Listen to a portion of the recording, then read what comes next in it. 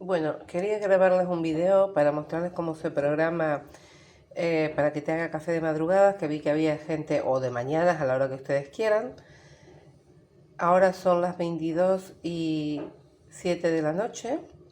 Entonces yo voy a poner programa, me muestra la hora. Programa, me muestra el timer. Y voy a poner que mi café se haga a las 7 de la mañana. Me pasé por mirar. Vale, ya estamos pegando la vuelta. Vamos a pedir que se haga a las 7. Le cambiamos los minutos. Como ven, es táctil, es muy fácil. A las 7 de la mañana. Vale, perfecto. Entonces, toco on y on nuevamente. Y ahí me va a mostrar que está programado. Y después, ay no, tengo que hacer vamos a desprogramarlo nuevamente. Perfecto. Vamos a elegir el modo de la intensidad. Perdón, ahí está. Bien fuerte. Y vamos a poner on y nuevamente. Y ahí queda programado. Es muy fácil, es muy intuitiva. No me parece que sea tan complicada como he leído para ponerle el agua. Aquí tiene el café.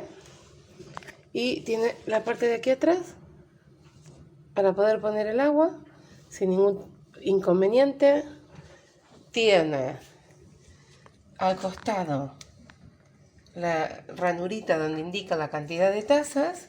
Y por la parte de atrás tiene un agujerito, que es porque en el caso de que nos excedamos de agua va a tener un desagüe para que no haya problema con la máquina. La máquina es excelente, maravillosa y estoy muy contenta.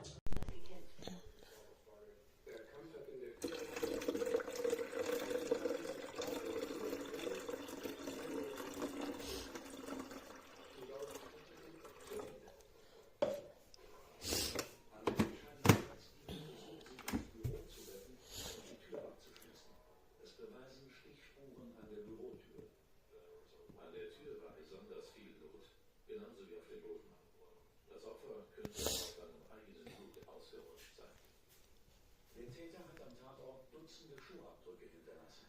Keiner von ihnen ist deutlich genug für einen Vergleich.